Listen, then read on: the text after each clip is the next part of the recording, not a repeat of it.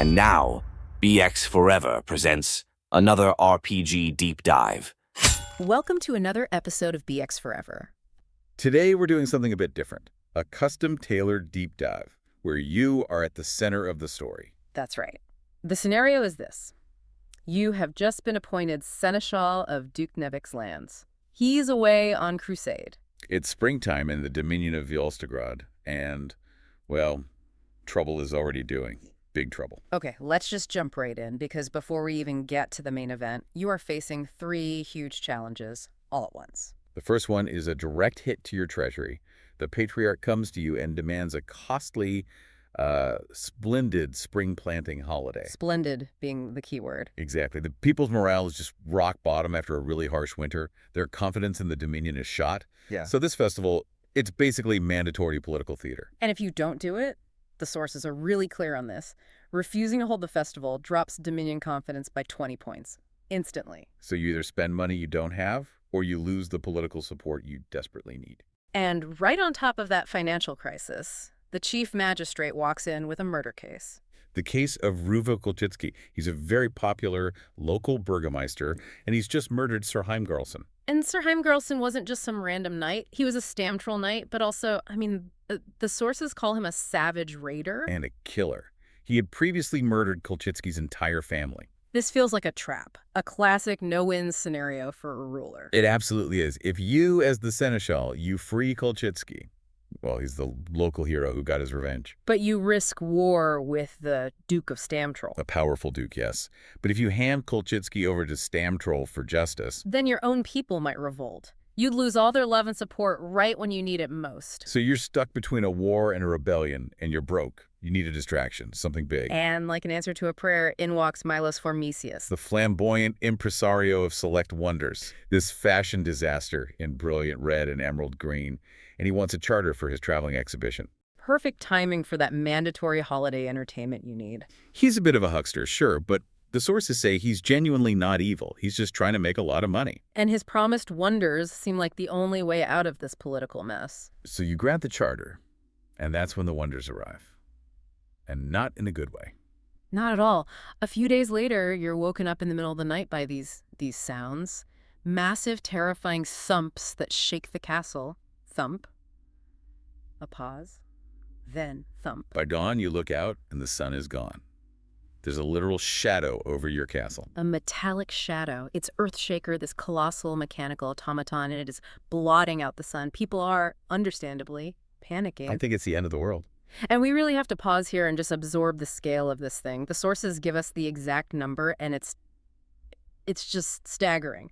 Earthshaker is 1,280 feet tall. Think about that. I mean, this isn't just a big statue. It's taller than the Empire State Building. Taller than the Eiffel Tower. It's standing right over your city walls. If you stacked 4 football fields, end to end, straight up into the air, Earthshaker would still be taller. It's a true colossus. And down below, Milos has set up his little exhibition tents between its feet. It's almost comical. What's really fascinating, though, is the technology. The sources are absolutely clear. This is a gigantic fantasy machine, not a magical construct. Right. It runs entirely on steam and muscle power. There is no magic, and crucially, no electricity inside. It's just an incredible feat of raw mechanical engineering. And you can hear it. The sound is this industrial nightmare. Constant metallic crashes, groaning squeaks, huge hisses of steam, the roar of furnaces. The noise alone is a weapon. If you're inside, the echoes are so bad that there's only a 1 in 6 chance you can even tell where sound is coming from. You're just deafened and totally disoriented. And all that power, all that non-magical power, needs fuel. A lot of it. The boilers and furnaces are on deck 13. And this is where the logistics of it all become a nightmare. It burns an astronomical amount of coal and water just to stand still. And the source tells us it currently has enough coal for only 3 days of operation. So that's your timeline. That 3-day clock starts ticking the second it arrives. So who on earth lives inside this oily, hissing industrial hellscape and keeps it running? That would be the Earthshaker clan. It's 327 gnomes who live inside the machine full-time. It's their moving stronghold. They're led by Clan Master Krasmos. He handles the day-to-day and, deals with Milos. And then you've got Grizzix, the keeper of the relic, who apparently uses divine knowledge to train the workers. But the crucial thing to know about the gnomes is their secrecy. The knowledge of how the machine works is passed down father to son, and that's it. And they are strictly neutral. They will not operate Earthshakers for good or for evil, period. Which is a huge barrier for anyone who wants to take it over. And to stop people from even trying or just asking too many questions, they've developed this brilliant defense. Oh, this is my favorite part. The jargon. Deliberate, synthesized jargon. They have 4 lists of technical words, and they just combine them to sound like they know what they're talking about. But it means absolutely nothing to an outsider. Right. So you might ask a gnome, how does the main drive shaft stay lubricated? And he'll say something like, I regulate this valve so that when we bend, the governor will stay within proper limits. what does bend even mean in that context? Exactly. Nothing. Or maybe each time he opens the bellows, I prime the piston so that the cable will cut in the forward impetus when we reach. It's just technical sounding gibberish, perfect security through confusion. So Milos, trying to sell you on this thing, offers you a tour.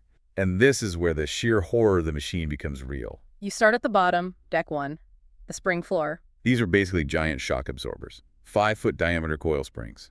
When the machine takes a step, that entire deck collapses. It goes from 5 feet high down to 2 feet high in an instant. Think about that. If you're standing in the wrong spot, anything rigid, it's just crushed instantly. The source says characters or even magical items get no saving throw. You're being hit with 500,000 tons of weight. There's no magic that can save you from that. You're just gone. And the terror just keeps building as you go up. Deck 16, the engine deck. The noisiest, most dangerous place in the whole machine. You've got drive shafts thicker than your waist and gears taller than 2 men. And if you slip on the oily floor, if you fall into those gears while they're turning, You're instantly crushed. Utterly. You get one chance, a saving throw versus a death ray, which is basically hoping for a miracle. and the biggest internal threat isn't even the moving parts. It's the boilers. A single boiler tank can take a lot of damage, 100 points. Yeah. But if it ruptures, The whole thing explodes. In 1 to 3 rounds, it goes up. 200 points of damage. Again, no saving throw. it destroys the whole deck, floods the lower levels with scalding water, and throws debris for half a mile. It would level nearby buildings. It's a bomb waiting to go off. So while you're navigating this death trap, Mialis' other wonders are out there providing a distraction. Yeah, he's got the Mirror of Nabros, which reflects your true, secret nature, not your face. And the Choir of Evil, which is a sextet of harpies he's charmed into singing. Milos also tells you this great story about Earthshaker's origin. Built by evil gods 3,000 years ago, and a hero named Zarka stole the Mind Gem. The soul of the giant Marag, which caused the giant to harden into iron. And that legend points directly to the machine's greatest secret, its control center. Deck 24, the brain deck. And it's quiet, non-mechanical, eerie. It's where the gnomes keep their most sacred relic, the clock of timelessness. Which is this incredible piece of slow magic. It can create an equation of time, but it takes 20 years of constant calculation. Just to send one person or one object 24 hours into the past or future. It's time travel for the extremely patient. But right in front of the clock, there's a pedestal, and that's where the mind gem is supposed to go. If the gem is placed there, it overrides everything. The steam, the gnomes. The machine can be controlled by verbal commands from the gem's master. And of course the villain knows this. Boyar Viktor Zusharnov, a high-ranking noble. Ambitious, grasping. And he has the mind gem. He's already infiltrated Earthshaker, and his goal is to use it to overthrow the king. And his takeover is a coordinated 3-pronged attack designed to create chaos and seize control. Group 3 starts a fight on the engine deck, just a loud, violent distraction. While Group 2 hits the living quarters, taking 20 gnomes hostage to just shatter the clan's morale. And while that's happening, Zusharnov and his main group seize the head swivel deck, then storm the command deck on 23. Through critical machinery. And the climax is just terrifyingly fast. They take the brain deck, Zusharnov places the gem on the pedestal. The source says, with a groaning stir, Earthshaker comes to life, and Zusharnov gives his first order. March on Alpha, the capital city. And now the machine is a totally different kind of threat. Its ancient mind is twisted, it's vengeful. So it will follow Zusharnov's orders, yes, but it will also cause as much random, malicious destruction as it possibly can along the way. It's not moving fast, only about 2 miles per turn. But the damage... The collateral damage is catastrophic. Every single step creates a shockwave. Within 60 feet of its foot, it's a full-strength earthquake. And it's still a half-strength earthquake out to 200 feet. It's not walking on your land, it's destroying it with every step. So your local troops have to mobilize. They have 3 desperate high-risk plans. Strategy 1 is a pure sacrifice play, the diversion. 100 mounted soldiers ride out to harry the machine. They know they're going to die, but their goal is to draw its attention away from Volstograd, buying time for the other plans. Strategy 2 is the pit. A massive levy of peasants works to excavate a huge pit, 100 feet by 100 feet and 40 feet deep, 10 miles away. If they can lure Earthshaker into it, there's a 70% chance it will fall over. And strategy 3 is it's insane, the tug of war. 1,000 peasants and 100 oxen with massive ropes or hawsers trying to literally pull the giant over as it steps. The timing has to be perfect. They have to pull on specific ropes with a certain force. And cut 10 other ropes at the exact micro moment of the step. If they're a second too early or a second too late, it all fails. And failure is a catastrophe. The machine breaks free, dragging the peasants and oxen to their deaths. But the ultimate disaster is if the machine actually falls over, by any means. If it falls, its own mass destroys it. The boilers explode, flaming coals scatter everywhere, and the impact itself creates a Richter scale 6 shockwave. Everything within 500 feet is just rubble. And you've got earthquake effects for 5 miles. So you, as the seneschal, have to stop this.